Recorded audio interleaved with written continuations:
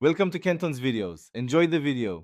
You want to start by selecting the right sticker paper, permanent for outdoor or washable items, removable for planners. Once chosen, set your Cricut material setting to match thickness. Use light pressure for flimsy sheets. Make sure the machine blade is clean and sharp, and align the paper on the mat with a small strip of low-tack tape at the top. This initial setup prevents shifting and gives you a crisp cut, so you can move into design with confidence. You'll import or create your design next. Prefer print then cut for full-color stickers and simple shapes for single-color cuts.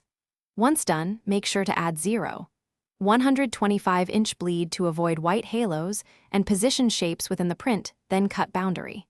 Then select the material setting and manually adjust blade depth and pressure. Start with a single pass test cut to confirm settings. If the test cuts cleanly through the sticker layer, you finish by gently weeding around each sticker. Remove tiny islands with a fine weeding tool so edges stay sharp. Once cleaned, you can laminate with clear sticker laminate or a matte spray sealant to increase water resistance. Make sure to allow full drying time. If you notice dragging or incomplete cuts, recalibrate the machine and run a test, replace the blade if dull, and reduce cutting speed. These fixes solve most problems quickly so you can stick and go.